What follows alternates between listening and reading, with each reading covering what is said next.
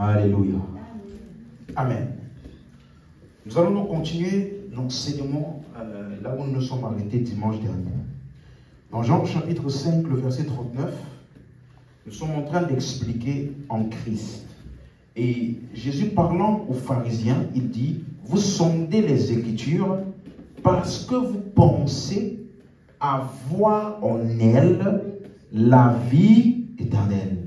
Ce sont elles qui rendent témoignage de moi.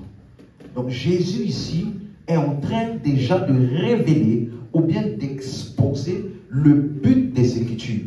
Pourquoi est-ce qu'il y a les Écritures? Les Écritures ont été révélées pour nous exposer, nous faire connaître, nous révéler Christ. Donc les Écritures parlent d'une personne. Est-ce qu'on suit? Donc ça veut dire que Jésus est le message des Écritures. Jésus est ce de quoi les Écritures parlent. Jésus est ce de quoi les Écritures rendent témoignage. Celui de qui les Écritures rendent témoignage. Et donc, depuis dimanche dernier, on a commencé donc à expliquer un peu mieux, à répondre à la question, quand est-ce que les 12 sont-ils nés de nouveau? Amen. Donc, quelques rappels rapides dans Jean chapitre 20, le verset 17. Nous avions vu que lorsque Jésus a été ressuscité, après sa résurrection, il a rencontré Marie.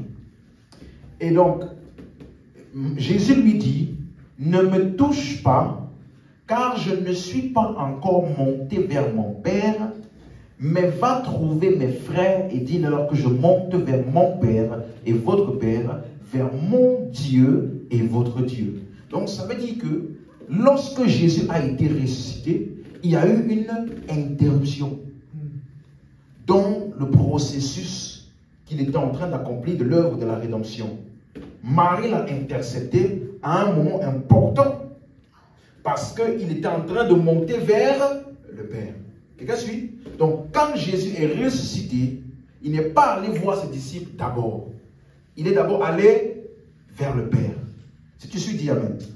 Maintenant le verset 18. Marie de Magdala alla annoncer aux disciples qu'elle avait vu le Seigneur et qu'il lui avait dit ces choses. La suite.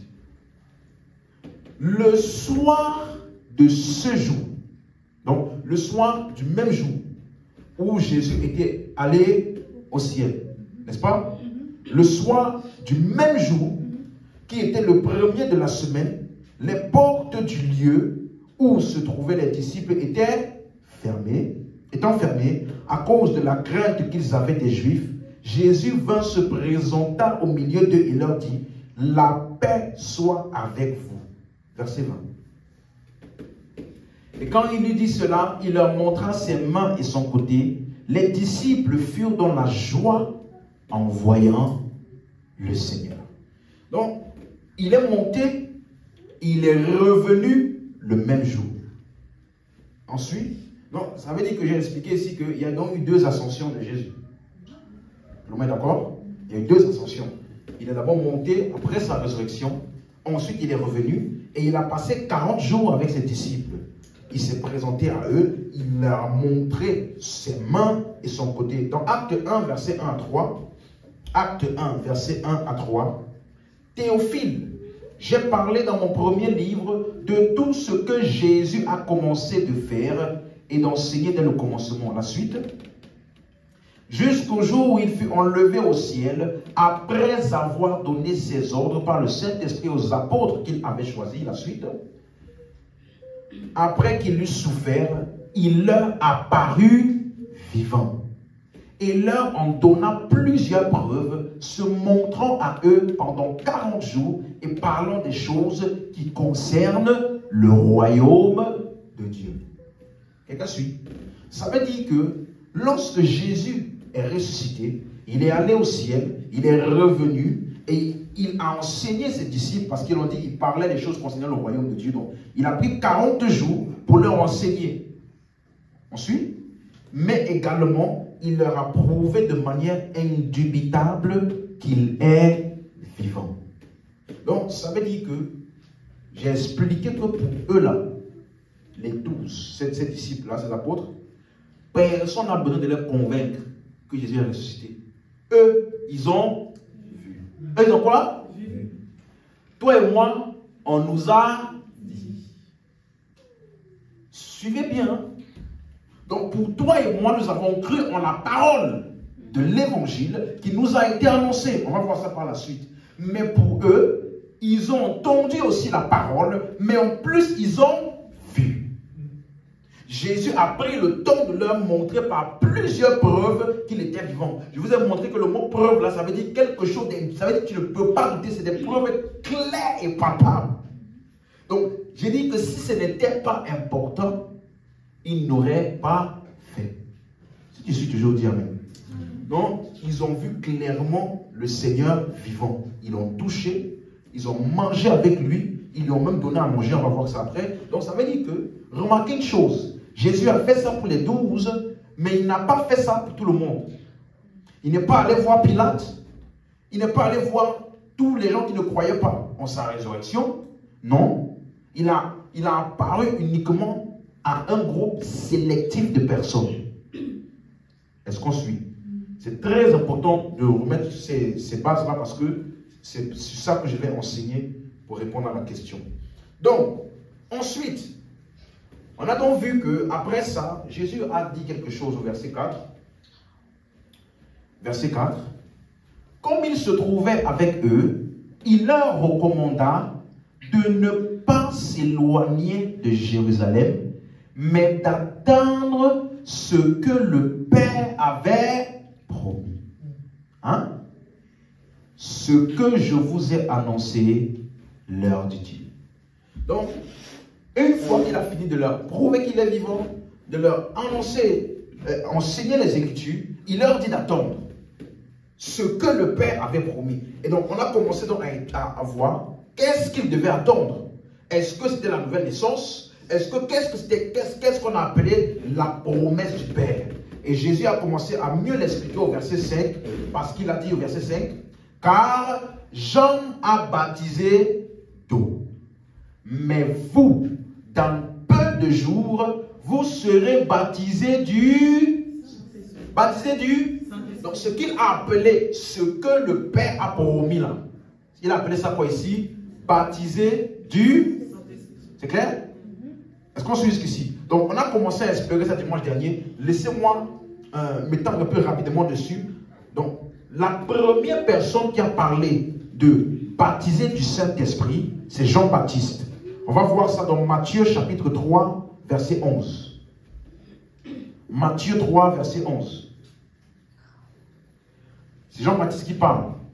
Moi, je vous baptise d'eau pour vous amener à la repentance. Mais celui qui vient après moi est plus puissant que moi et je ne suis pas digne de porter ses souliers. Lui, il vous baptisera du et de... Notez bien, j'ai déjà mis l'emphase dessus, mais regardez, vous allez voir des fois où c'est mentionné le feu et d'autres fois où ce n'est pas mentionné. Et on va comprendre aussi en même temps pourquoi. Mais ici déjà, Jean-Baptiste est en train de se dissocier du ministère de Jésus. Ce que lui, il fait et ce que Jésus fait sont deux choses différentes. Si Jean a baptisé d'eau, Jésus, lui, il ne baptise pas d'eau. Mais plutôt, il baptise du... Tout le monde suit? C'est clair? Allons dans Luc chapitre 3, verset 16. Luc 3, verset 16. Il leur dit à tous, moi je vous baptise d'eau, mais il vient celui qui est plus puissant que moi, et je ne suis pas digne de délier la couronne de ses souliers. Lui, il vous baptisera du Saint-Esprit et de feu. Il dit la même chose comme Matthieu, n'est-ce pas? C'est exactement la même chose. Maintenant, dans Marc, chapitre 1, verset 8, moi, je vous ai baptisé d'eau. Lui, il vous baptisera du Saint-Esprit. Là, ici, il n'a plus mentionné le feu. Quelqu'un a remarqué? Dans Matthieu et dans Luc, on a dit il baptise du Saint-Esprit et de feu. Mais dans Marc, il dit simplement, il vous baptisera du Saint-Esprit. Tout court. Dans Jean, c'est la même chose. Jean 1, verset 33. Je ne le connaissais pas, mais celui qui m'a envoyé baptiser d'eau, celui-là m'a dit, celui sur qui tu verras l'Esprit descendre et s'arrêter, c'est celui qui baptise du Saint-Esprit. Il n'a pas mentionné le feu. Donc, qu'est-ce que ça veut dire baptiser du Saint-Esprit? De quoi ça parle? Donc, acte 1, revenons, acte 1, verset 4, qu'on a vu tout à l'heure. Comme il se trouvait avec eux, il leur recommanda de ne pas s'éloigner de Jérusalem et d'attendre ce que le Père avait promis, ce que je vous ai annoncé, leur dit-il, verset 5. Car Jean a baptisé d'eau, mais vous, dans peu de jours, vous serez baptisés du Saint-Esprit. Est-ce que vous êtes d'accord que ici, Jésus n'a pas mentionné le feu? Ok?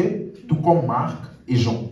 On comprend? J'avais expliqué pourquoi. Parce que le feu, dans Luc 3, versets 16 et 17, vous allez voir là-bas, c'est écrit que le feu est symbole du jugement. Le feu éternel. Donc ça parle du jugement dernier. On suit? Mais aujourd'hui et maintenant, c'est le temps du salut. Ce n'est pas encore le temps du jugement. Voilà pourquoi quand Jésus a mentionné ce qu'il allait donner ou faire pour les apôtres, il a dit, vous serez baptisés du Saint-Esprit. Aucune mention du feu. Est-ce qu'on suit? C'est clair?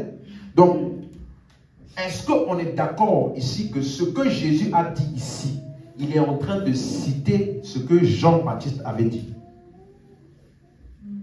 Est-ce que tout le monde est d'accord?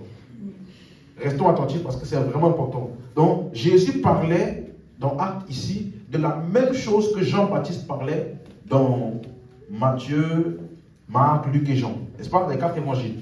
C'est la même chose. Tout le monde est d'accord avec ça? Ce que Jésus a dit, baptiser du Saint-Esprit, c'est la même chose que Jésus a mentionné ici, ce que Jean-Baptiste avait dit. Donc, maintenant, verset 8, il va mieux expliquer donc ce qu'il appelle baptiser du Saint-Esprit. Il dit, mais vous recevrez une puissance, le Saint-Esprit survenant sur vous. Notez bien, le Saint-Esprit survenant sur vous, et vous serez mes témoins à Jérusalem, dans toute la Judée, dans la Samarie et jusqu'aux extrémités de la terre. Est-ce que tout le monde est d'accord que le verset 8 explique le verset 5? Oui. Vous serez baptisés du Saint-Esprit, c'est ça qu'il a appelé ici, vous recevrez une puissance et le Saint-Esprit survenant sur vous. Tout le monde est d'accord? Donc ça veut dire que le verset 8, l'Esprit survenant sur vous, c'est ça qu'on appelle baptiser du Saint-Esprit. Quelqu'un suit ça? Et c'est aussi ça qui s'est passé à la Pentecôte. Quelqu'un avec moi? Oui. Tout le monde est d'accord? Allons voir donc. Acte 2, verset 1, rapidement. Le jour de la Pentecôte, ils étaient tous ensemble dans le même lieu. La suite. Tout à coup, il vint du ciel un bruit comme celui d'un vent impétueux et il remplit toute la maison où ils étaient assis. La suite. Des langues semblables à des langues de feu leur apparurent, séparées les unes des autres et se posèrent sur chacun d'eux. La suite. Et ils furent tous remplis du Saint-Esprit et se mirent à parler en d'autres langues selon que l'Esprit leur donnait de s'exprimer. Donc, est-ce que vous êtes d'accord que lorsque Pierre allait expliquer ça au verset 16 et 17, il disait que ça, c'est l'accomplissement de la prophétie de Joël. Hein? Donc, ça veut dire que baptiser du Saint-Esprit, suivez-moi bien, baptiser du Saint-Esprit, ce que le Père avait promis, l'Esprit survenant sur vous, il se mit à parler en notre langue. Est-ce que c'est la même chose? Quelqu'un là? Est-ce que c'est la même chose? Tout le monde est d'accord? Ok. Voyons donc voir d'autres endroits où l'Esprit est descendu sur et à quoi ça correspondait. Acte 8, verset 14. Donc on a vu acte 1, vous recevrez une puissance, l'Esprit, le Saint-Esprit survenant sur vous. Acte 2, ils se mirent à parler en autre langue. Maintenant, acte 8. Les apôtres qui étaient à Jérusalem ayant appris que la Samarie avait reçu la parole de Dieu, y envoyaient Pierre et Jean. Est-ce que je peux dire que recevoir la parole de Dieu, c'est le salut? Oui. Hein? Oui. La Samarie avait reçu la parole. Est-ce que ça parle du salut? Oui. Elle dit qu'ils ont été sauvés. Oui. Ok. Donc, ils ont envoyé Pierre et Jean pour faire quoi? La suite. Ceux-ci arrivés chez les Samaritains prièrent pour eux afin qu'ils reçussent le...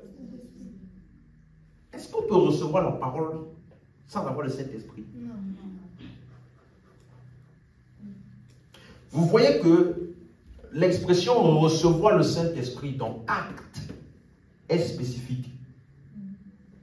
Ça ne veut pas dire que la personne n'est pas sauvée et ça ne veut pas dire que la personne n'a pas l'Esprit en elle. J'ai dit dans quel livre? Si tu prends ça, tu vas mettre dans les épîtres, ça va t'embrouiller. Parce que dans les épîtres, ce n'est pas la même terminologie. C'est la même expression, mais qui ne veut pas dire la même chose. Tu comprends ça? Oui. Est-ce qu'on suit? Regardez. Ils avaient déjà reçu la parole de Dieu, donc ils avaient déjà cru. On dit ici maintenant, ceci arrivé chez les Samaritains, prièrent pour eux afin qu'ils reçussent cet esprit. Et ça, c'est un des versets avec aussi Acte 19 qu'on va voir après, qui font que plusieurs personnes disent à des chrétiens, si vous avez cru, vous devez encore avoir le Saint-Esprit. Vous devez faire des choses pour avoir le Saint-Esprit, parce que croire ne veut pas dire avoir le Saint-Esprit. Parce qu'ils ont pris cette terminologie-là, sans comprendre de quoi ça parlait. Regardez. Qu'est-ce qu'ils appelaient recevoir le Saint-Esprit? Verset 16. Car il n'était encore descendu sur aucun d'eux. Vous avez suivi? Recevoir le Saint-Esprit veut dire quoi? L'Esprit qui descend sur. C'est clair? Ok. Ils avaient seulement été baptisés au nom du Seigneur Jésus. Verset 17. Alors Pierre et Jean, verset 17. Alors Pierre et Jean leur imposèrent les mains et ils le Saint-Esprit. Est-ce qu'ils avaient déjà cru? Oui. Est-ce qu'ils avaient déjà l'Esprit en eux? Oui. Donc ici, ils ont reçu le... Saint-Esprit. Ça correspond à quoi? Verset 21. Parce que quand Simon a vu ça, il a proposé de l'argent. Tu te rappelles? Et quand il a proposé de l'argent, Pierre a dit quelque chose. Il a dit, il n'y a pour toi ni part, ni lot dans cette affaire, car ton cœur n'est pas droit devant Dieu.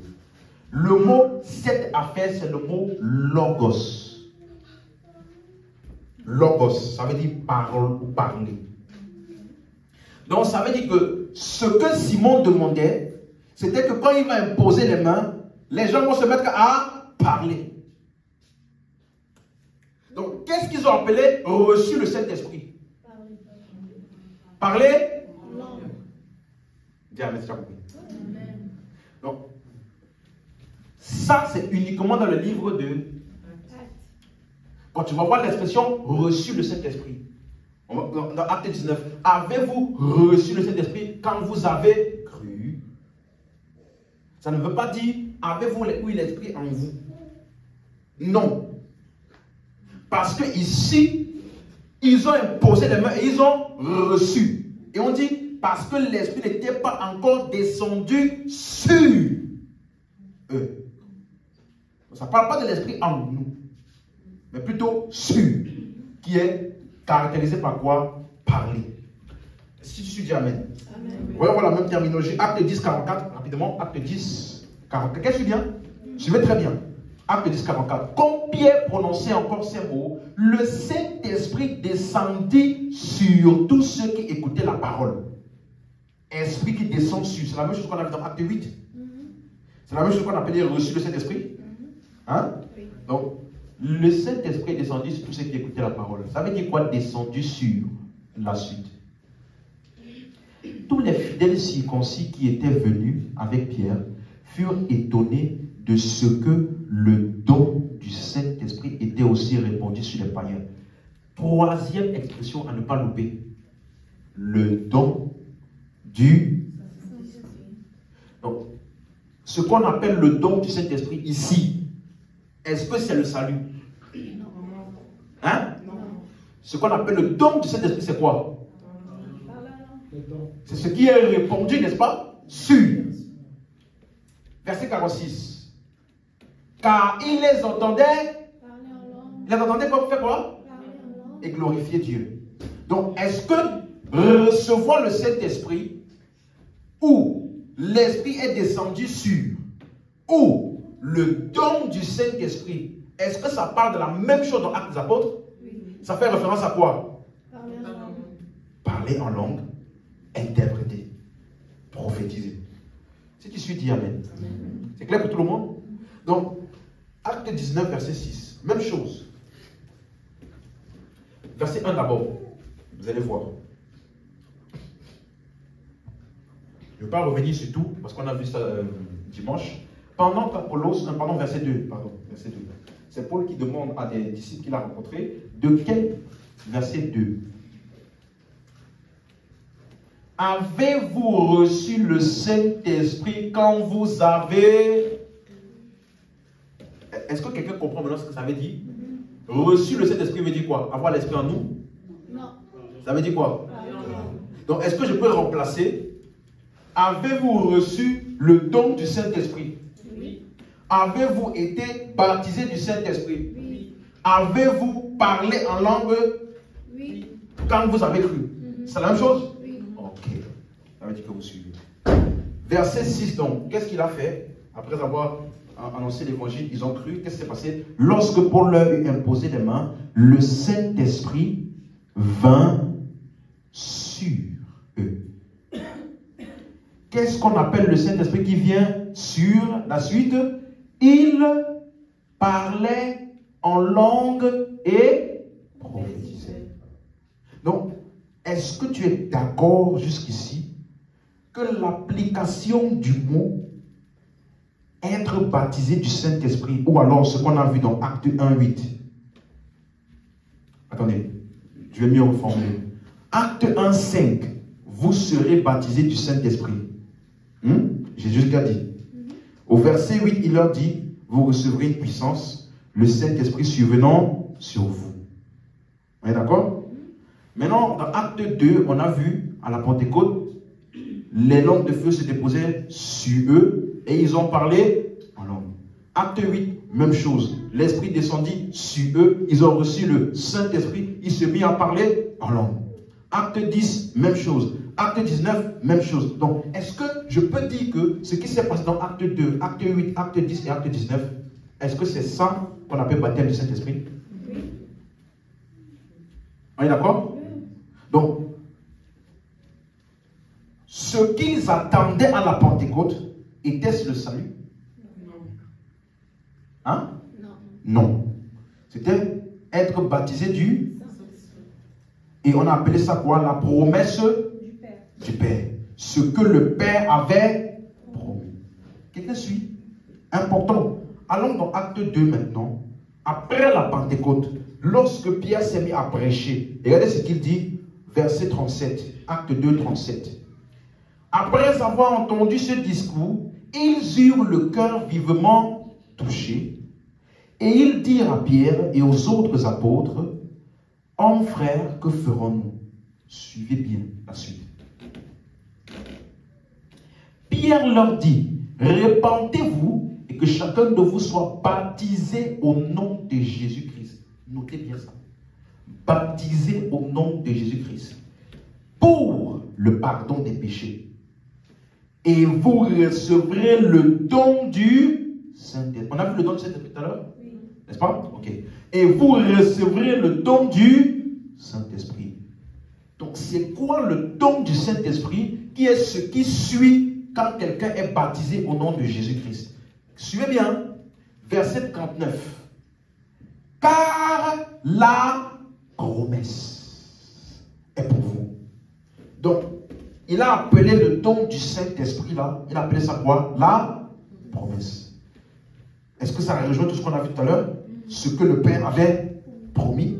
C'est ça qu'on a appelé recevoir le don du Saint-Esprit. C'est ça qu'on a appelé être baptisé du Saint-Esprit. C'est ça qu'on a appelé l'Esprit qui descend sur.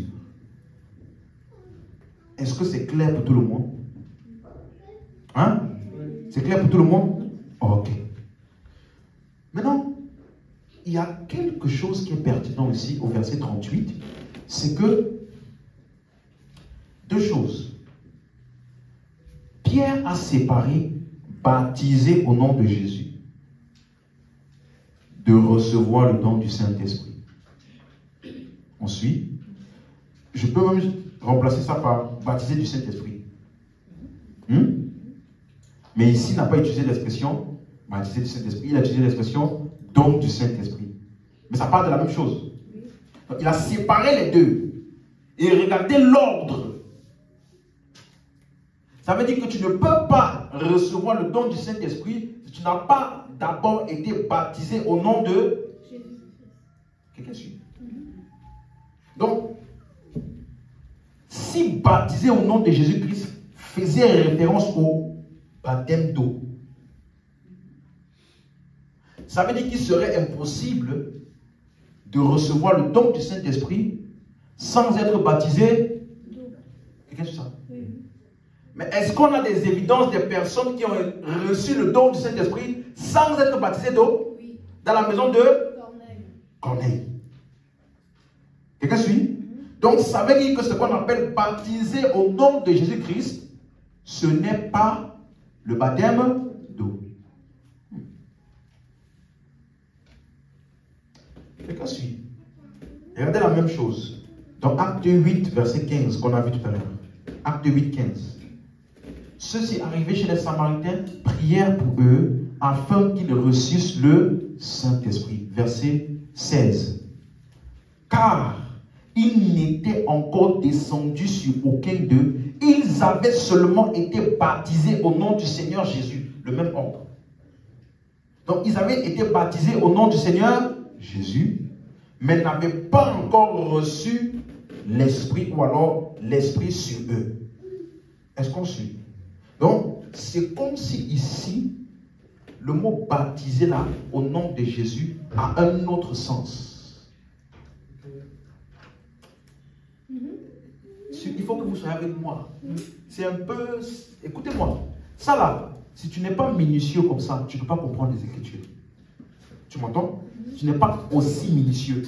Un seul mot, les gens prennent seulement le mot baptême et puis ils pensent que ça va dire la même chose partout. Ils appliquent la même chose partout, dans tous les sens. Et voilà ce qui crée des hérésies parce qu'on ne sait pas de comprendre qu'est-ce que chaque mot veut dire dans le contexte dans lequel il a été utilisé. Ici, vous voyez clairement que l'Esprit descend sur ceux qui ont été baptisés du Saint-Esprit, baptisés au nom de Jésus. Donc, c'est comme si l'utilisation du mot baptême a une signification différente. Parce que c'est d'abord baptisé au nom du Seigneur Jésus et ensuite l'Esprit sur, ou alors recevoir le Saint-Esprit. Regardez un autre texte. Acte 10, 47, dans la maison de Corneille. Alors Pierre dit, peut-on refuser l'eau du baptême à ceux qui ont reçu le Saint-Esprit aussi bien que nous? Quelqu'un sait ça? Peut-on refuser l'eau du... Ça veut dire que... Je peux parler. Le Saint-Esprit n'a pas attendu le baptême d'eau. Hein? Pour se manifester au travers de ces personnes-là. Ils ont reçu, écoute-moi, le Saint-Esprit aussi bien que Pierre, sans être baptisé d'eau. Donc, ça veut dire que le baptême d'eau n'est pas pertinent pour recevoir l'Esprit. Première chose. Or, tu ne peux pas recevoir le Saint-Esprit. Vous comprenez ce que ça veut dire hein, quand je dis recevoir le Saint-Esprit dans ce contexte ici. Ou alors être baptisé. Vous ne pouvez pas recevoir l'Esprit si vous n'avez pas été baptisé au nom de Jésus. Et qu'est-ce que c'est ça? tu ne peux pas recevoir le Saint-Esprit si tu n'as pas été baptisé au nom de Jésus. Or, il y a des gens ici qui ont reçu le Saint-Esprit sans être baptisés d'eau. Donc, baptisé au nom de Jésus ne veut pas dire baptême d'eau, mais ça parle plutôt de l'expérience de celui qui a cru.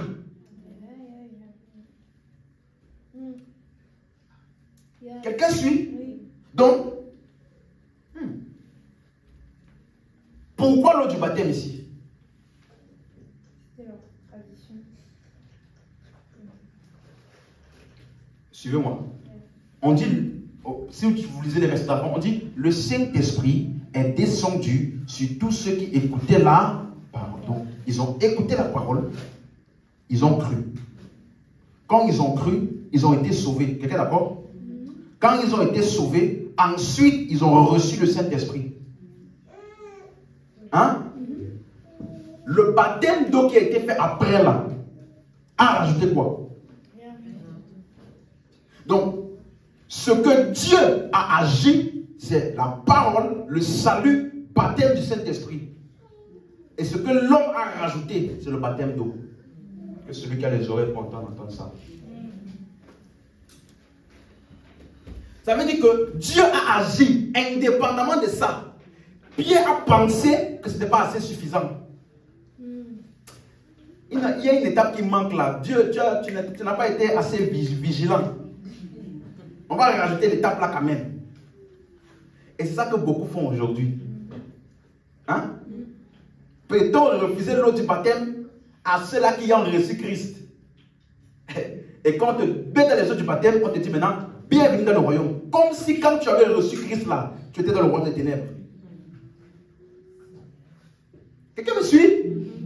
Ça semble être de bonne volonté, mais ça impacte l'impact que ça a en toi de l'œuvre de la croix. Parce que quelqu'un, maintenant toi aussi, quand tu vas prêcher à quelqu'un, tu vas lui dire, Jésus est mort pour tes péchés, il est resté pour tes péchés. Quand il va croire en ça, tu vas lui dire, c'est vrai que tu as cru, mais attends, c'est pas suffisant. Il faut que tu ailles dans l'eau du... Je demandais à une personne, et si quelqu'un croit dans le désert? Si le jour où il a entendu l'évangile là, c'est dans le désert, on fait comment? Peut-être on refaisait quoi? Le sable de... Quelqu'un me suit? L'évangile de Christ est ce qui nous suffit. Amen. La foi seule en Christ suffit. Amen. Donc, l'Esprit survenant sur et le baptême. Maintenant, regardez dans Acte 11, verset 15. Lorsque Pierre va relater cet événement-là, lorsque je me fus mis à parler, c'est Pierre qui raconte, hein, le Saint-Esprit descendit sur eux, comme sur nous au commencement.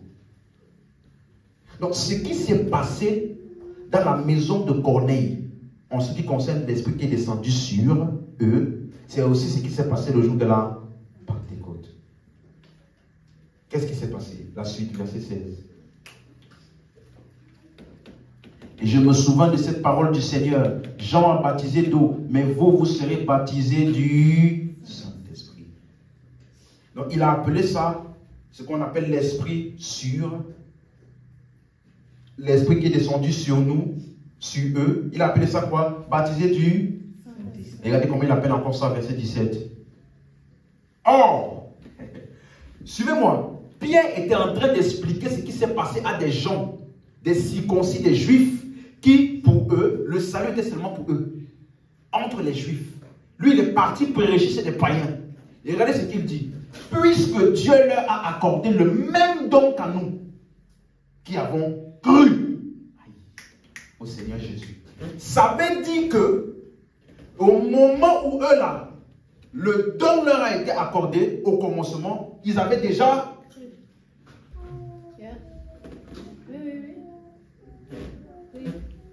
Le même don qu'à nous qui avons cru au Seigneur. Donc ça veut dire que Dieu accorde le même don à ceux qui ont cru, pas ceux qui ont été baptisés d'eau.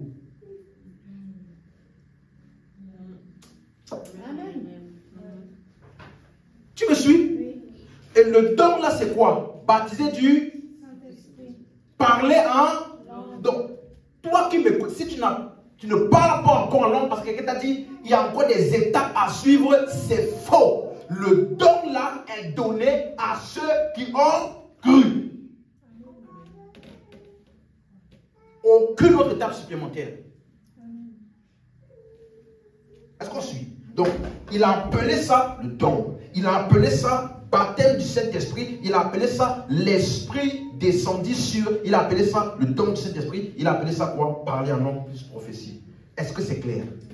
Terminons avec ce sujet-là. Dans Acte 19, verset 1. Pendant qu'Apollos était à Corinthe, Paul, après avoir parcouru les hautes provinces de l'Asie, arriva à Éphèse. Ayant rencontré quelques disciples, il leur dit la suite. Avez-vous reçu le Saint-Esprit quand vous avez cru? Je suis en train de vous donner la séquence. Comment ça se passe? Tu me suis? Donc, recevoir le Saint-Esprit, ça se fait quand tu as cru. Donc, c'est uniquement pour ceux qui ont cru. Et lui répondit, nous n'avons même pas même entendu dire qu'il y ait un Saint-Esprit. Regardez la question de Paul, verset 3. Il dit, de quel baptême avez-vous donc été baptisé? Aïe, aïe, aïe. Ça veut dire qu'il relie le fait qu'ils n'ont jamais entendu parler du Saint-Esprit au type de baptême qu'ils ont expérimenté. De quel baptême avez-vous donc été baptisé? Il lui répondit du baptême de Jean. La suite. Alors Paul dit, Jean a baptisé du baptême de repentance, disant au peuple de croire en celui qui venait après lui, c'est-à-dire en Jésus. Donc, il est en train de réexpliquer le but du baptême d'eau de Jean. Ça servait à emmener les gens à croire en Jésus.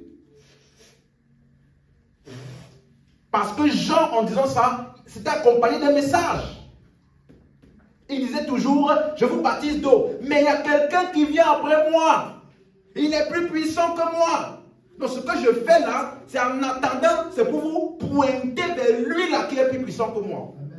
Maintenant, lui là qui est plus puissant que moi est là. Et je ne suis pas digne de délier la courroie de ses souliers. Comment il peut être là et vous continuez à me pratiquer ce que j'ai amené? Comment? Quelqu'un suit ce que j'explique? Donc, il était en train de leur dire, le but de Jean, comme tout prophète de l'Ancien Testament, était de pointer les regards des hommes vers Christ, jusqu'à ce qu'il vienne. La suite. Sur ces paroles, ils furent baptisés au nom du Seigneur Jésus. Baptême d'eau? Non. Hein? Non. Qu'est-ce qui s'est passé ici? Ils ont cru. Et ils ont été sauvés. C'est ça qu'on appelle baptiser au nom de Jésus. Qu'est-ce qui s'est passé donc? Verset 5. Verset 6, pardon. Lorsque Paul leur imposait les mains, le Saint-Esprit vint sur eux. Et ils parlaient en langue et prophétisaient. Regardez bien la séquence. Tu entends la parole, tu crois, tu es baptisé au nom de Jésus, ou alors tu es sauvé, et après tu reçois le Saint-Esprit, ou alors tu es baptisé du Saint-Esprit, ou alors tu parles en langue. Vous avez vu la séquence? Ça, c'est la vraie séquence. Il n'y a aucun baptême d'eau dans la séquence là. Quelqu'un suit? Parce que Paul a rencontré des gens qui étaient baptisés du baptême de Jean. Le baptême de Jean là, c'est quoi? Donc, de quel baptême avez-vous été baptisé? On a été baptisé d'eau. Ok, laisse-moi t'emmener dans le vrai processus, parce que le baptême d'eau là, c'est un autre processus qui est expiré. Entends la parole qui parle de Christ, tu crois, tu es baptisé au nom de Jésus, et après tu reçois le Saint-Esprit, ou tu es baptisé du Saint-Esprit, ou alors tu parles en langue et prophétises. Dis amen si tu as suivi. Donc, j'avais expliqué dimanche dernier que vous allez voir que l'expression baptisé du Saint-Esprit n'est pas retrouvée dans les épîtres. Avez-vous remarqué ça? Paul n'a jamais utilisé ça dans les épîtres. Les gars, suivent. C'est uniquement dans les 4 évangiles et dans le livre des Actes des Apôtres. Baptisé, parce que quand Paul utilise baptême et Saint-Esprit, il n'utilise jamais les deux là ensemble. Sauf dans un verset ou deux, 1 Corinthiens 12, verset 13 par exemple, il dit, nous avons tous en effet été baptisés dans un seul esprit. Baptisés dans un seul esprit, pas baptisés du Saint-Esprit. Baptisés dans un seul esprit pour former un seul corps. Donc il parle de ce qui s'est passé quand tu as cru, tu as été infusé en Christ. Tu as été implanté en Christ. Tu as été immergé en Christ et tu es devenu membre du corps de Christ. Donc ça veut dire qu'ici, il parle du salut ou bien de parler en langue. Ici. Du salut. Du salut. L'eau. Du salut. Salut par la langue. Salut. Du salut. Salut. Parce que ce n'est pas le par la langue qui t'a fait entrer dans le corps de Christ. Qu'est-ce que c'est? Même chose dans Tite, chapitre 3, verset 5. Et il nous a sauvés, non à cause des œuvres de justice que nous aurions faites, mais selon sa miséricorde, par le baptême de la régénération. Donc, la régénération est le vrai baptême. Quelqu'un suit? La régénération, d'autres versions disent la nouvelle naissance. Donc, la nouvelle naissance est le vrai baptême. Il appelle ça quoi? Le renouvellement du Saint-Esprit. Donc, ici encore, parle-t-il du baptême du Saint-Esprit ou bien du salut? Ici. Du salut. Quelqu'un suit? Il ne faut pas être perdu, s'il vous plaît. C'est très important. Là, je vous montre les épîtres pour vous montrer que le mot baptême est plus utilisé pour le salut. Et donc maintenant, dans toutes les autres épîtres qu'on a vues, on a vu ça dimanche dernier, dans Romains 6, verset 3 à 4, Colossiens 2, verset 12 à 13, Galates 3, 27, Éphésiens 4, 5. Là-bas, il dit, vous avez été baptisés en sa mort c'est en sa mort que vous avez été baptisés, en parlant de l'identification. Donc, il parle principalement du salut, quand il parle du baptême dans les épîtres, baptisés en Christ. Est-ce qu'on suit? Je ne peux pas revenir dessus parce que j'ai déjà expliqué ça dimanche dernier. Donc, la seule fois où il parle du baptême d'eau dans les épîtres, c'est dans 1 Corinthiens 1, verset 13 à 17, où il explique les personnes qu'il a baptisées. Après, il dit, mais ce n'est pas pour baptiser que Christ m'a envoyé. Clair? Donc, est-ce que je peux dire ceci? Le baptême du Saint-Esprit dans le livre de Actes des Apôtres, est-ce que ça fait référence au don d'énonciation ou au salut ou à l'eau? Lequel? Don d'énonciation. Les dons d'énonciation. Langue, interprétation, prophétie. C'est clair? Tout le monde est d'accord avec ça?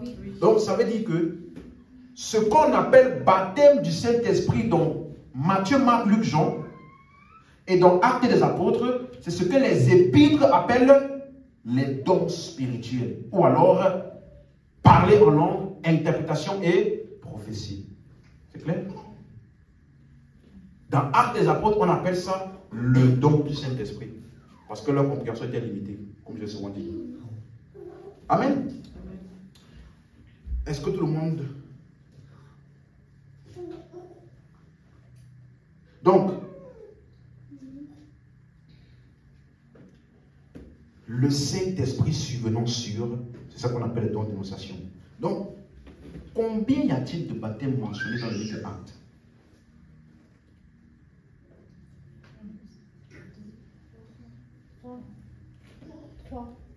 3. Le premier, c'est quoi? Hein? Baptême d'eau. Baptême du Saint-Esprit.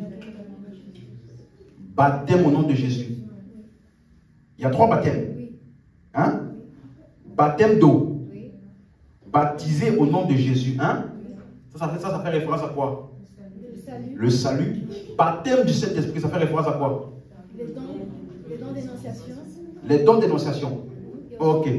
Hein? Il y a baptême de Jean aussi. C'est le baptême d'eau. Donc, ma question est, y a-t-il plusieurs baptêmes prévus par Dieu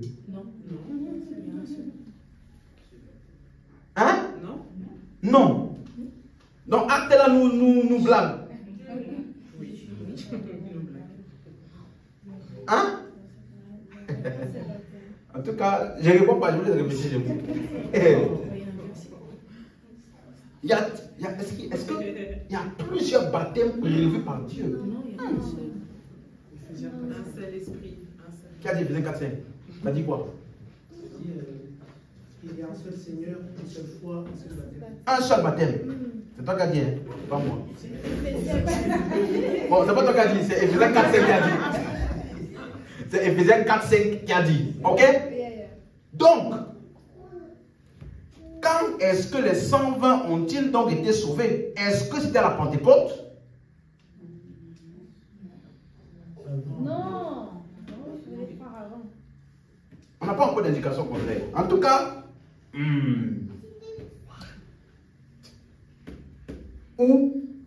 quand ont-ils été sauvés d'après vous? À la résurrection. Quand ils ont vu le Seigneur. Quand ils ont Quand ils ont vu le Seigneur. qu'il était bien vivant, il a ressuscité. Donc dans Jean 20 et Luc 24. Ok. Voyons voir quelque chose. Maintenant là, si tu dormais, je vais répondre maintenant à la question. Tu es prêt? Suis bien moi, écoute-moi. Suis bien mon explication. En fait, toutes vos réponses que vous aviez données jusqu'ici n'étaient pas toutes fausses. Mais il y a un point clé que j'attendais, que je n'ai pas pu voir malheureusement. Mais regardez, quand je vais te répondre ça là, tu vas comprendre. Acte 2, 36. Allons voir. Regardez comment Pierre a prêché à la Pentecôte. Que toute la maison d'Israël sache donc avec une certitude que Dieu a fait Seigneur et Christ Jésus que vous avez crucifié. La suite. Après avoir entendu ce discours,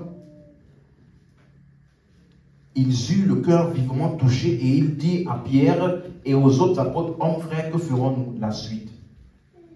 Pierre leur dit, répentez-vous et que chacun de vous soit baptisé au nom de Jésus-Christ pour le pardon de vos péchés et vous recevrez le don du Saint-Esprit. La suite. Car la promesse est pour vous, pour vos enfants et pour tous ceux qui sont au loin, en aussi grand nombre que le Seigneur, notre Dieu, les appellera. On est toujours là? La suite. Et par plusieurs autres paroles, il les conjurait et les exhortait en disant, sauvez-vous de cette génération perverse. La suite. Ceux qui acceptèrent sa parole, notez ça, furent baptisés. Et en ce jour-là, le nombre des disciples s'augmenta d'environ 3000 âmes. Donc, ça veut dire que après l'événement de la Pentecôte de Acte 2, il y a des personnes qui ont accepté la parole. Verset 44. Tous ceux qui croyaient étaient dans le même lieu et ils avaient tout en commun. Donc, comment on les appelle? Tous ceux qui croyaient. Ça veut dire que, suis-moi. Ils avaient, ça veut dire que pour être sauvé, il faut entendre et croire. Ça, c'est le processus normal. Avec moi, c'est le processus normal. Donc, ça veut dire que même dès que la Pentecôte s'est passée, toutes les autres personnes qui étaient sauvées après là, qu'est-ce qui s'est passé pour eux? Ils ont entendu la parole et ils ont été. Tout le monde est clair? Ils ont entendu, ils ont cru et ils ont été. Verset 47. Regardez. Louons Dieu et trouvons grâce auprès de tout le peuple. Et le Seigneur ajoutait chaque jour à l'église ceux qui étaient. Ou alors ceux qui entendaient et. Croyaient. Ensuite, ceux qui entendaient et. Donc, c'est ceux qui avaient entendu la parole et qui ont cru, c'est eux qu'on appelle ceux qui étaient sauvés. Tu es d'accord? Même chose dans Acte 4, 32. La multitude de ceux qui avaient cru n'était qu'un cœur et qu'une âme. Nul ne disait que ses biens lui appartinssent en main propre, mais tout était commun entre eux. La suite. Non, reviens, Acte 4, 32. Acte 4, 32, verset 32. Donc la multitude de ceux qui avaient fait quoi? Hein? Donc, vous vous allez voir que ce qui est caractérisé par tous ceux qui étaient sauvés là, on les appelle qui? Ceux qui avaient, comment, après avoir, on est d'accord? Ok. Maintenant, pourquoi donc pour eux la Jean 20, verset 25? Aïe, aïe, aïe. Les autres disciples lui dirent donc, nous avons vu le Seigneur. Ça c'est Thomas, il parle à Thomas, qui n'était pas là. Il dit, nous avons vu le Seigneur. Mais il leur dit, si je ne vois dans ses mains la marque des clous, si je ne mets mon doigt dans la marque de ses clous, et si je ne mets ma main dans son côté, je ne croirai. Je ne croirai.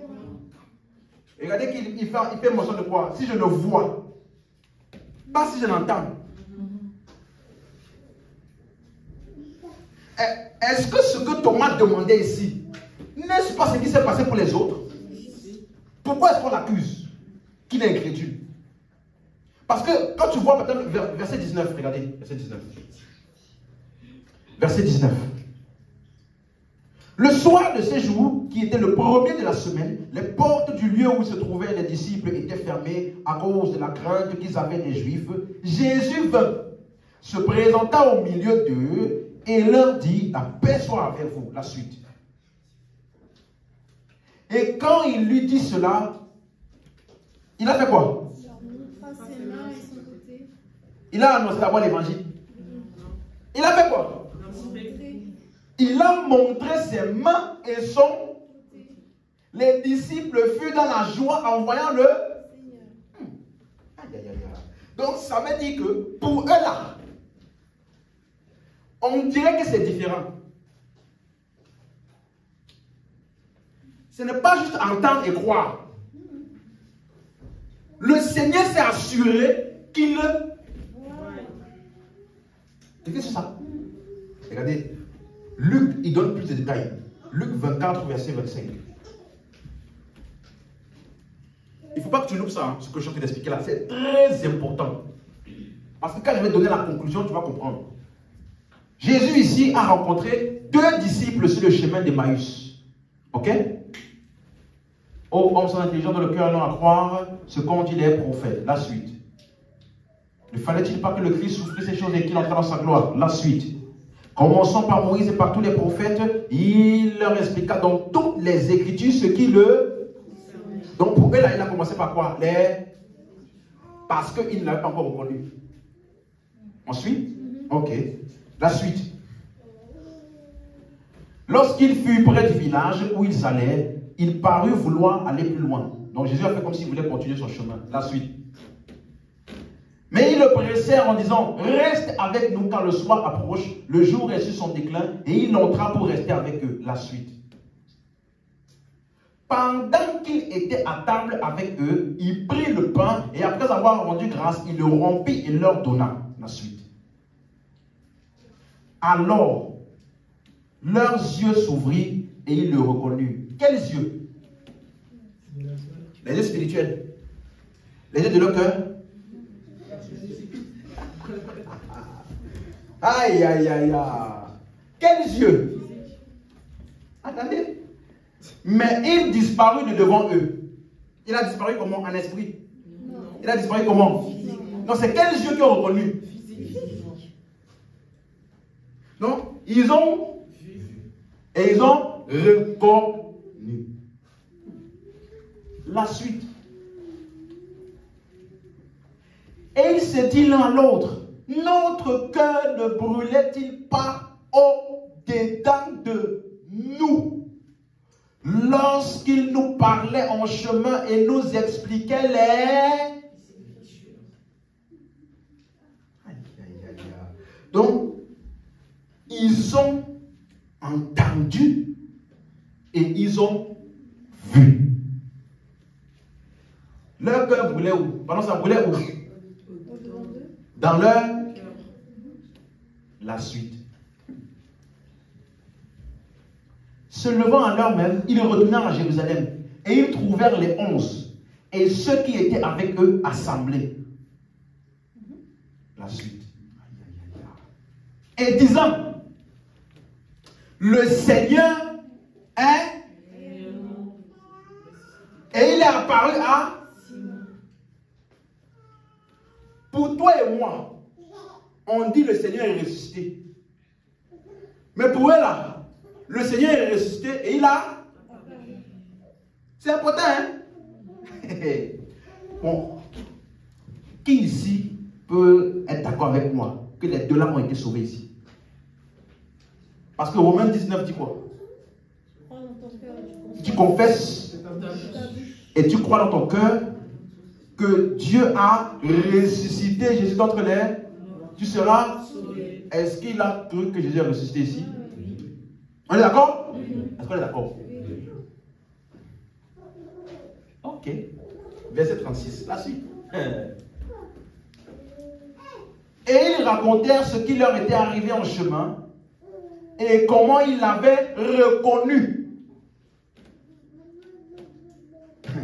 au moment où il rompit le pain. La suite. Tandis qu'il parlait de la sorte, lui-même se présenta au milieu d'eux et leur dit, la paix soit avec vous. Dites-moi, les gens qui ont vu Jésus ressusciter là, ne pouvaient-ils parler, annoncer aux apôtres? Puisque les apôtres, eux-mêmes, quand ils ont vu Jésus ressusciter, Jésus leur a dit quoi? Allez annoncer la bonne nouvelle de ma résurrection. Donc pourquoi les gens qui ont vu Jésus, les deux là, n'étaient-ils pas suffisants pour aller raconter? Ou bien Marie, pardon, qui a rencontré Jésus ressuscité, ne pouvait-elle pas aller déjà dire aux apôtres? Pourquoi on dit tandis qu'il parlait lui-même? Ça veut dire que ce n'est pas eux qui ont demandé, c'est lui-même qui a jugé nécessaire de venir se présenter physiquement à eux, au milieu d'eux, et leur dit, la paix soit avec vous. Quelqu'un suit? Tu comprends là où je suis de t'amener? Verset 37. Saisi de frayeur et d'épouvante, ils croyaient voir un esprit. La suite.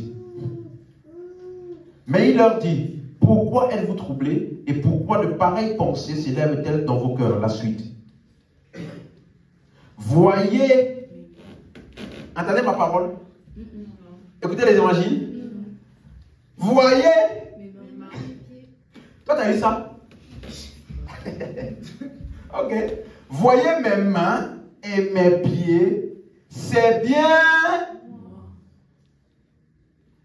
Touchez-moi. Aïe, aïe, aïe. Et voyez. Donc, il n'y a pas encore entendu. Hein? Il n'y a pas encore. Ok. Un esprit n'a ni chair ni os, comme vous voyez que j'ai. La suite. Et en disant cela, il leur montra ses mains et ses pieds. Pourquoi Jésus s'est donné autant de mal?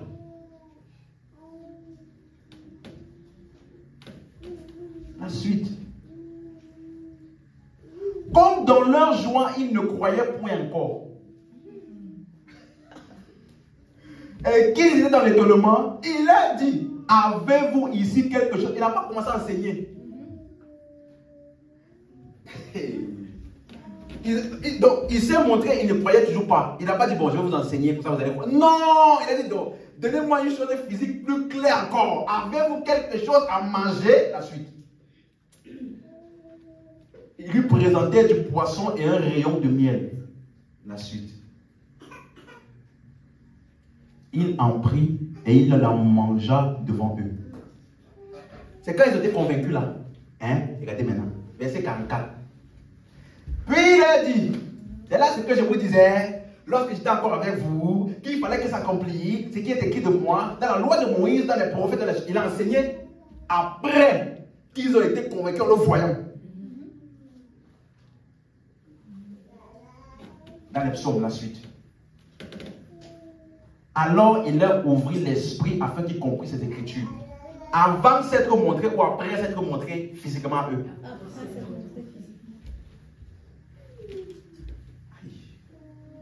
La suite. Et il leur dit, ainsi il est écrit que le Christ souffrirait et qu'il ressusciterait des morts le troisième jour. Est-ce que tu es d'accord avec moi que eux là, la manière dont ils ont cru, ce n'est pas comme toi et moi.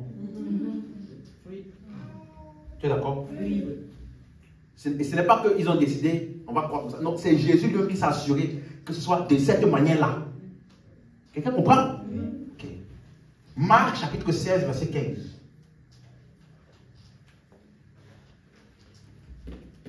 Puis il leur dit, allez par tout le monde et prêchez la bonne nouvelle à toute la création. Ça, c'est ce que j'ai dit tout à l'heure. Celui qui verra la suite, celui qui croira, il sera baptisé, il sera sauvé. Celui qui ne croira pas sera condamné. Donc pour eux là, ici ils avaient déjà cru. Au moins ça, on est sûr.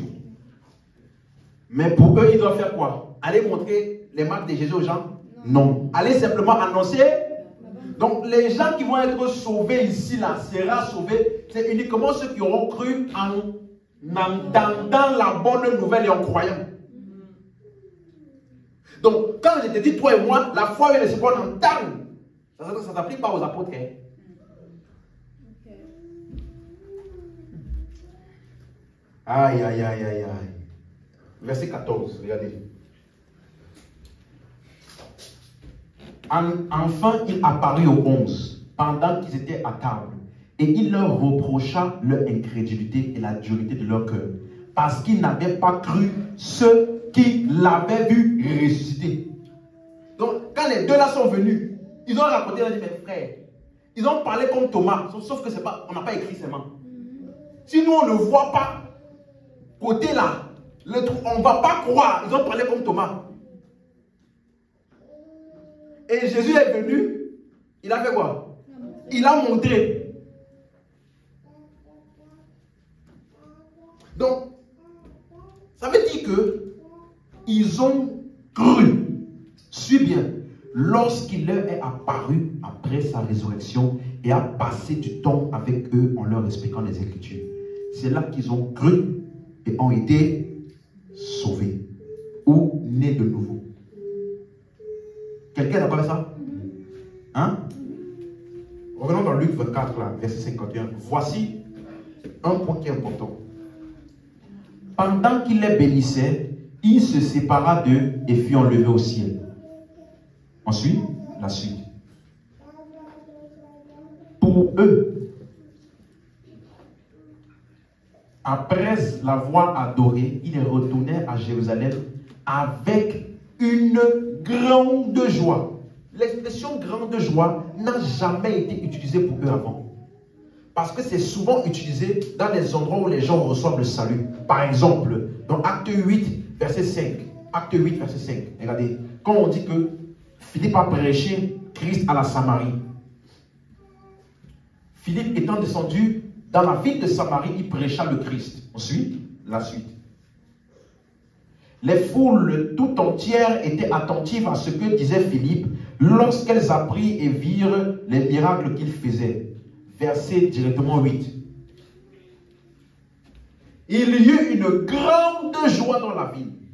Pourquoi? Parce qu'on a vu tout à l'heure, cette ville-là avait reçu la parole. Donc c'est généralement utilisé pour ceux qui ont été sauvés. Donc le fait qu'ils sont retournés à Jérusalem avec une grande joie est encore une évidence qu'ils avaient cru. Est-ce qu'à ce moment-là, on peut les appeler des croyants? Oui. Sauvés? Oui. Nés de nouveau? Oui. Donc, quand est-ce que les 12 ont été sauvés? À quel moment? Quand Jésus leur est Apparu.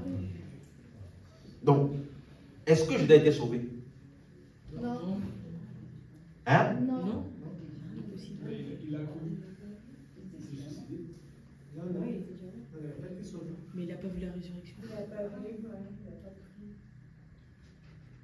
il n'a pas cru à la résurrection. Donc, il n'a pas vu lui-même. Ok. Mais au moins une chose qui est claire. Dans Acte 1, ils avaient déjà cru et donc ils étaient déjà sauvés.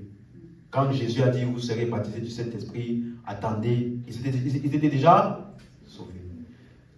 Mais alors la question qui m'a trotté, quand j'ai voulu comprendre ça, pas aujourd'hui, hein, mais à l'époque, il y a des gens qui avaient cru avant. Exemple, Romains 4, verset 3. Car, que dit l'Écriture? Abraham crut à Dieu. et cela lui fut imputé à.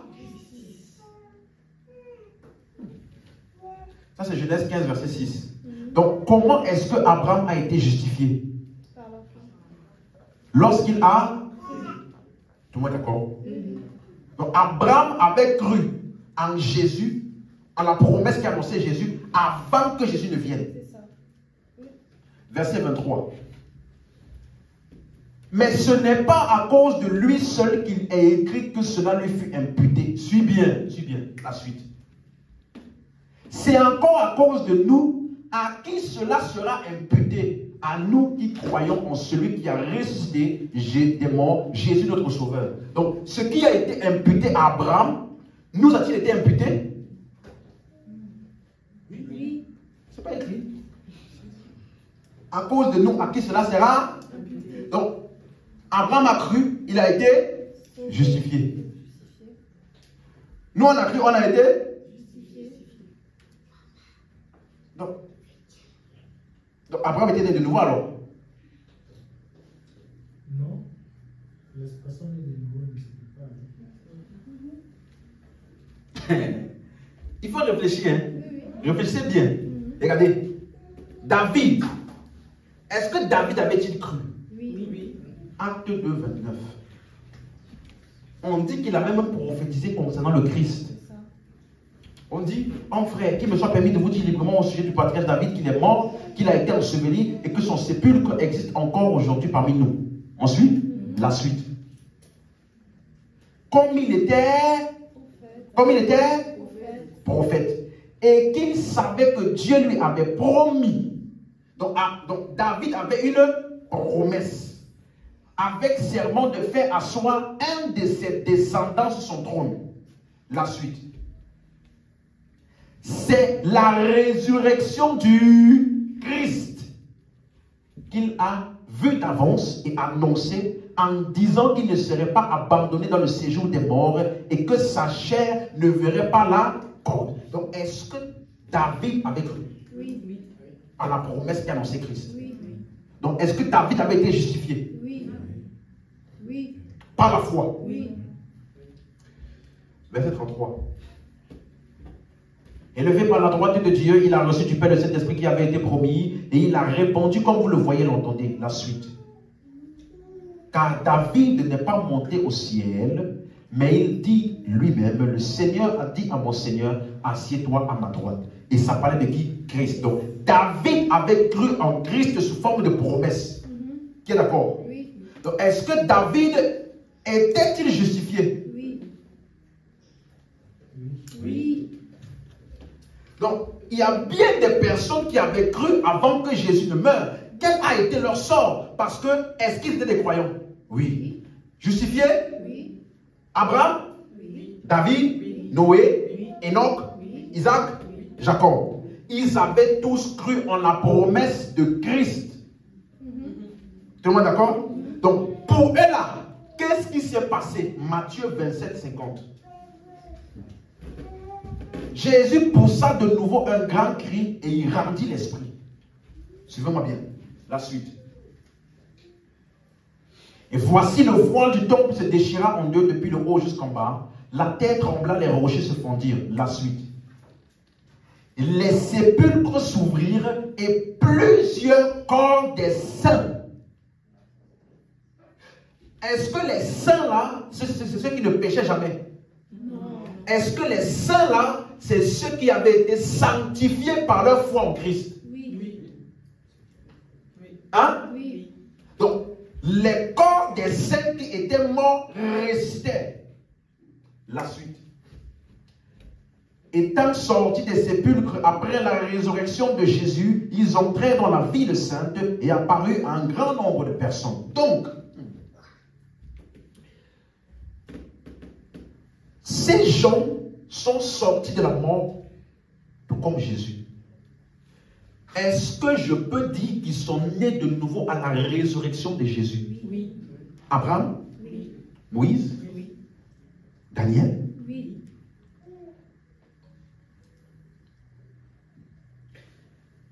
Ça veut dire que ces gens-là, ils avaient cru en la promesse de Christ avant que Christ ne meure. Et donc, quand Christ est ressuscité, ils sont nés de nouveau au même moment que Jésus. Ils n'ont pas attendu d'entendre ou de voir ou de croire. Quelqu'un suit? Parce qu'ils étaient déjà morts. Ma question est donc celle-ci.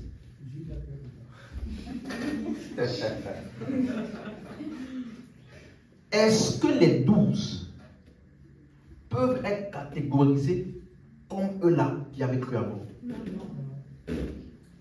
Qui dit non? Les vivants. Donc les 12 n'avaient pas cru avant? Ils avaient cru avant. C'est la même catégorie quand même. C'est ça. Donc les vivants ne peuvent pas catégoriser. Bon, ok, ma question est mal formulée quand je dis catégorie. Est-ce que les 12 font partie des personnes qui avaient cru avant? Oui. Non. Avant la résurrection. La promesse, oui. Non. Si ils ont suivi. Qui dit non? Qui dit oui? Qui dit qu'ils avaient cru avant? Bon, ok, vous qui dites non, j'ai une question. Par exemple, dans Matthieu 16, verset 16, lorsque Pierre dit à Jésus, tu es le Christ, le Fils du Dieu vivant. Le Christ là, d'après la compréhension juive, c'est qui? Le Messie qui était annoncé.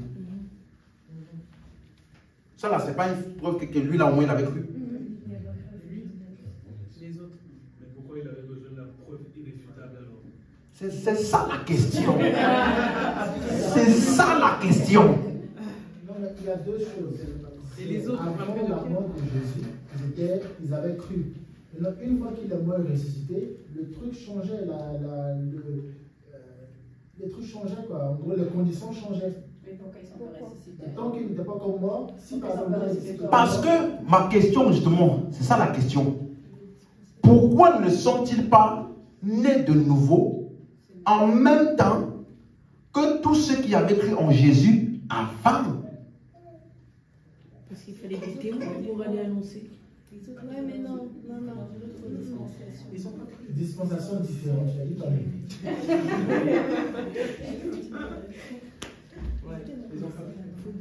Les autres étaient déjà morts, ça c'est sûr.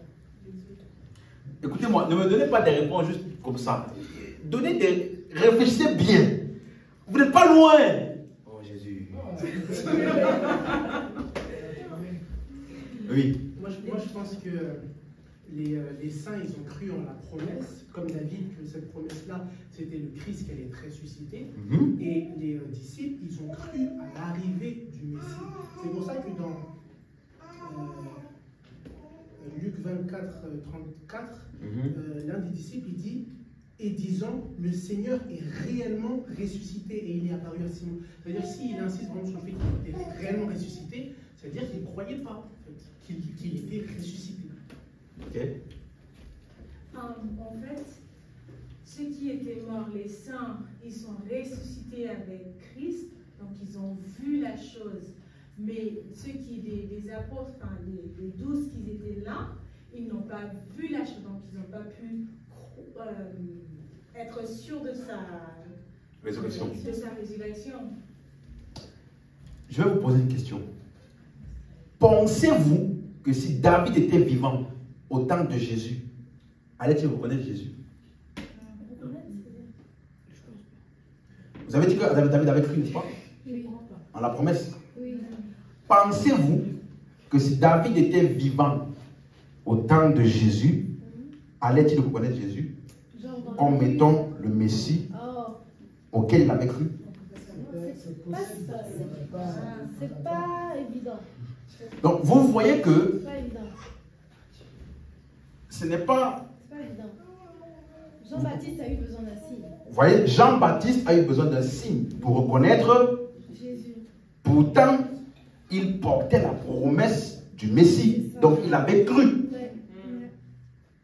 Quelqu'un comprend ce que je dis? Donc, le fait qu'ils n'ont pas reconnu physiquement Jésus ne veut pas dire qu'ils n'ont pas cru en la promesse. C'est ça que je suis en train de vouloir expliquer. Quelqu'un suit? Oui. Donc, si ils avaient cru, parce qu'il y a beaucoup d'évidence, dans Jean 2,11, il manifestait sa gloire et les disciples crurent en lui. C'est ça. Quelqu'un suit? Quand Jésus a fait le lavement des pieds dans Jean 13, verset 6 à 11, et on dit là-bas qu'il a lavé les pieds de tous. Il a dit maintenant, si je ne vous lave pas, vous n'aurez pas part avec moi. Mais il dit, mais maintenant là, vous êtes purs. Sauf un. Parce qu'il savait celui qui allait le... Donc, ça parle de comme des personnes qui ont adhéré à lui. Mais ma question est, pourquoi ne sont-ils pas donc nés de nouveau comme ceux qui avaient adhéré au message de Christ avant? Moi, j'ai une question. Si l'un des disciples qui avait cru était mort avant la résurrection de Jésus, est-ce qu'il sera appelé saint? Bien Oui, sûr. certainement. Oui. Oui. C'est clair, c'est clair. Qu'est-ce qui est réglé? Mais du coup, le fait qu'ils ne soient pas morts, du moins le fait qu'ils étaient en vie jusqu'à la résurrection de Jésus, les pose, du moins les place sous une autre dispensation. Alors, est-ce que les saints, c'est ceux qui sont morts? Non. C'est ceux qui ont cru. Ce n'est pas le fait qu'ils sont morts qu'il faut qu'ils soient appelés saints. Pierre, en disant que dans Matthieu, tu es le Christ, donc il reconnaissait Christ, c'était clair. Si Matthieu était mort, est-ce que Matthieu sera appelé saint?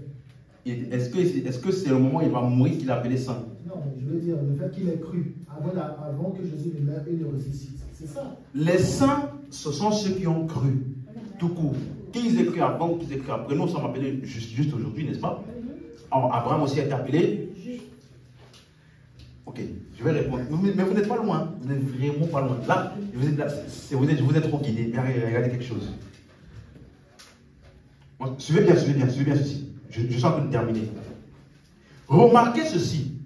Dans les épîtres, suivez bien, il n'y a aucune mention du mot disciple. Mais dans Actes des Apôtres, c'est utilisé. Est-ce qu'on suit? Oui.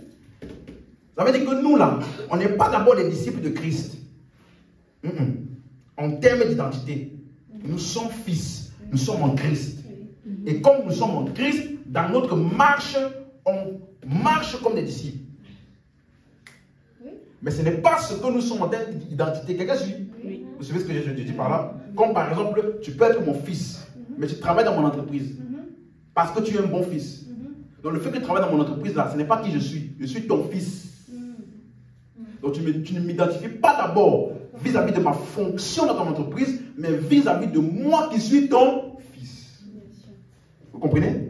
Maintenant, même chose, les 12 n'ont jamais été appelés fils dans les 4 évangiles, ni dans l'Acte des Apôtres. Mais on a appelé fils dans les épîtres. Mais il y a quelque chose qui est spécifique aux apôtres là. Luc 9, verset 1. Version seconde 21. Jésus, suivez-moi. Jésus rassembla les 12 quoi? Non, on les appelait apôtres avant la croix. Est-ce que vous suivez? On les appelait déjà apôtres avant la croix. Matthieu 10, verset 1. Puis, ayant appelé ses 12 disciples, il leur donna le pouvoir de chasser les esprits impurs et de guérir toute maladie et toute infirmité. La suite. Voici les noms des 12. Acte 1, verset 2. Suis bien. Jusqu'au jour où il fut enlevé au ciel, après avoir donné ses ordres par le Saint-Esprit aux apôtres qu'il avait. Donc, ça veut dire qu'ils sont appelés apôtres, parce que ici c'est avant ou après sa résurrection. Dans Acte 1. Après sa résurrection. Ils sont aussi appelés quoi? Apôtres avant. Donc, ils sont appelés apôtres dans les 4 évangiles, et ils sont aussi appelés apôtres après. Or, Paul a enseigné l'office apostolique dans Éphésiens 4, verset 10, comme quelque chose qui est venu de la résurrection. C'est vrai. C'est vrai. Regardez. celui qui est descendu, c'est le même qui est monté au-dessus de tous les cieux afin de rendre. C'est quand il est monté après sa résurrection là, verset 11, qu'il a fait quoi? Il a donné les uns comme un. Donc, Paul ici dit que l'office apostolique dont il parle ici est un office qui est le résultat de la résurrection. Quelqu'un suit? Donc ça veut dire que c'est comme s'il y a deux catégories d'apôtres. Il y a ceux-là qui sont appelés apôtres de Jésus et qui étaient les témoins oculaires de sa mort et sa résurrection sur moi. Et qui ont transité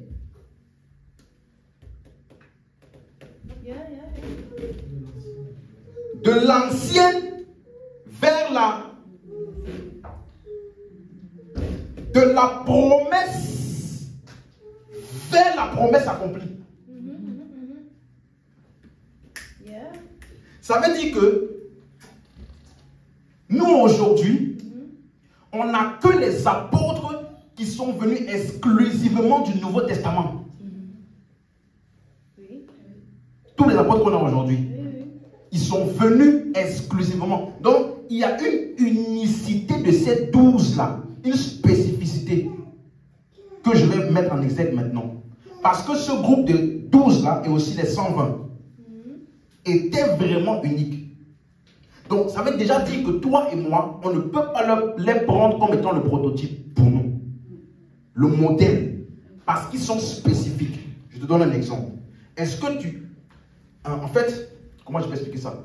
La chronologie, suis bien, la chronologie de leur salut et de leur participation dans les choses de l'esprit, tout ça là, est très unique.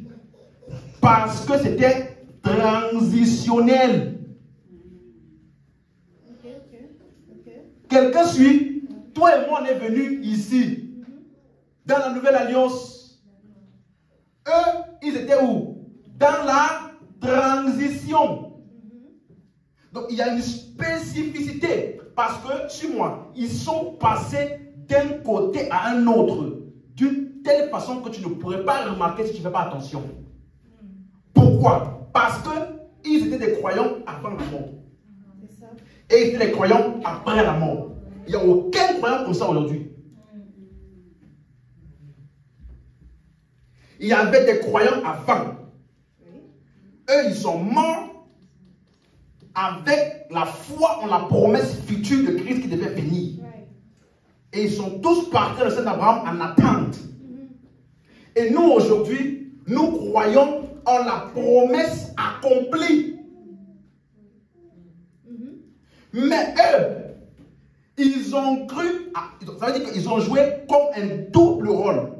Ils ont cru avant, ils ont été les témoins oculaires de l'accomplissement de la promesse et ils ont cru en la promesse accomplie. Il n'y a aucun croyant comme ça aujourd'hui. Quelqu'un sur ce que j'ai dit là, ça veut dire que il n'y aura plus jamais aucun croyant aussi comme ça. Il n'y en avait pas avant eux, il n'y en aura jamais aussi après eux. C'est un groupe spécial. En quoi c'est pertinent? Parce que c'est ça leur unicité. Ils ont cru avant et après. Et maintenant, voilà pourquoi j'ai dit qu'on n'est pas loin. Parce que ceux qui sont nés de nouveau après, pourquoi sont-ils nés de nouveau donc après les saints de l'Ancien Testament qui avaient cru comme eux? Parce qu'ils devaient transiter dans le Nouveau Testament, sur moi, afin de croire en la promesse accomplie. Ceux qui étaient déjà morts dans l'Ancien Testament ne pouvaient plus croire. Pour entendre ou voir et croire là, il faut que tu sois vivant. Il n'y a aucun verset qui dit que tu es mort et après on t'a prêché quelque part pour que tu crois. Non. Quand tu meurs, ton sort est réglé. Tu suis? Mais pourtant, eux, au moment de la transition, ils étaient encore vivants. Donc, bien qu'ils avaient cru, ils ont été les témoins oculaires de la transition, justement, de l'accomplissement de la promesse. Et voilà pourquoi Jésus s'est assuré qu'ils puissent le voir de manière visible pour attester de l'accomplissement de la promesse et du changement et de la transition. Et voilà pourquoi à partir de ce moment maintenant, tous ceux qui doivent être sauvés vont maintenant être sauvés basés sur quoi? L'évangile de la promesse là qui a déjà été accompli.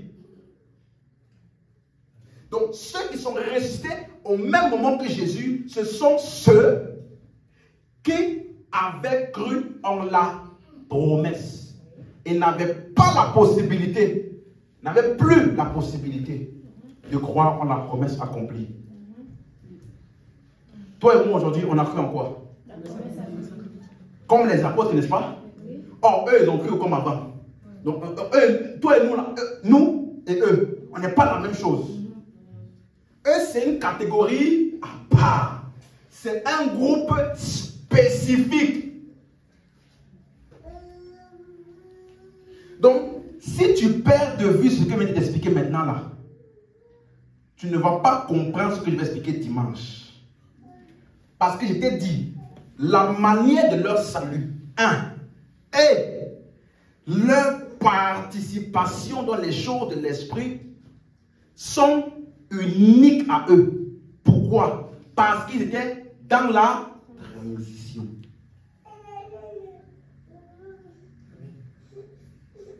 Donc, je vais t'expliquer donc maintenant vendredi, dimanche, s'ils avaient cru et qu'ils sont nés de nouveau, pourquoi n'ont-ils pas parlé en langue? Suis-moi, ils ne pouvaient pas parler en langue. Mais toi, si tu crois aujourd'hui, tu peux parler en langue. Aujourd'hui. On a vu ça dans toute la suite. Mais ce groupe-là, ils ne pouvaient pas. Pourquoi?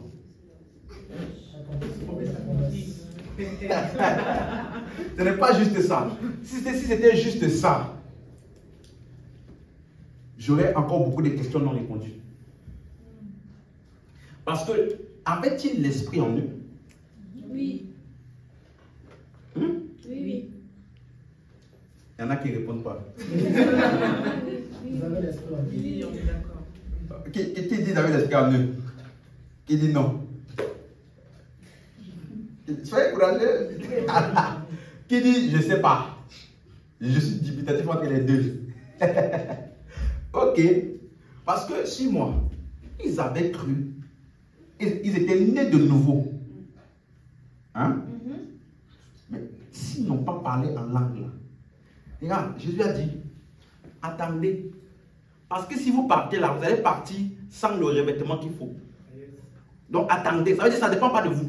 Ça veut dire que ce n'est pas vous qui allez décider, maintenant là, je suis revêtu, je pars maintenant. Attendez, si tu fais l'erreur de partir avant, tu vas louper.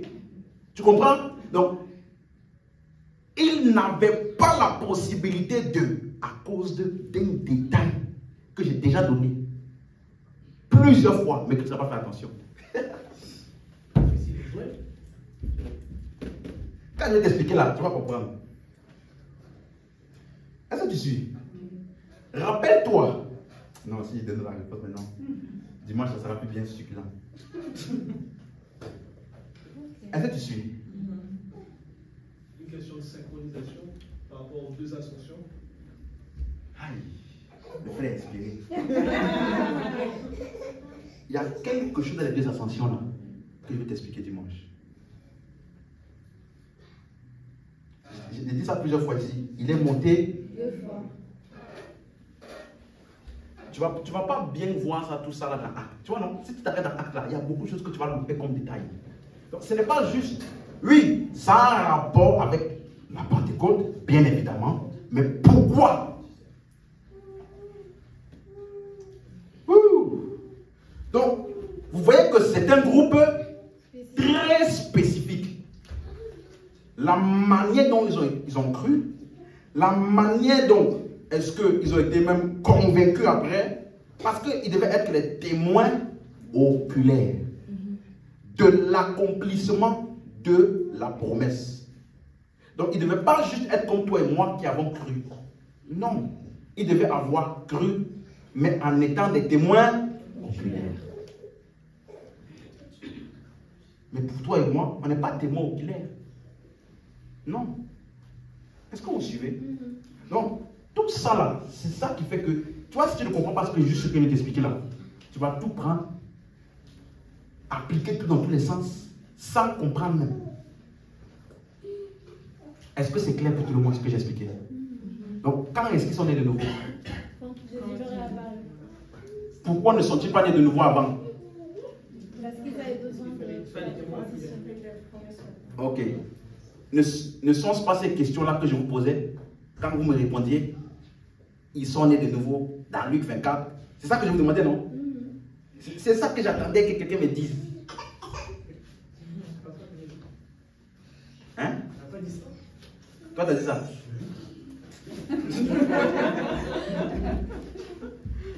On peut s'élever. Rendez-vous dimanche. Amen. Est-ce que c'est clair pour tout le monde maintenant? Vous comprenez? Donc maintenant, il faut que tu sois capable d'expliquer ça à quelqu'un. Hein? Oui. Alléluia. Donc ceux-là, on les appelle les apôtres fondationnels. Ceux qui ont établi la doctrine du Nouveau Testament. Ceux qui ont été des témoins oculaires de la résurrection du Seigneur. C'est eux qu'on appelle les apôtres fondationnels. Amen. Gloire à Jésus. Alléluia. Élève la voix là où tu es.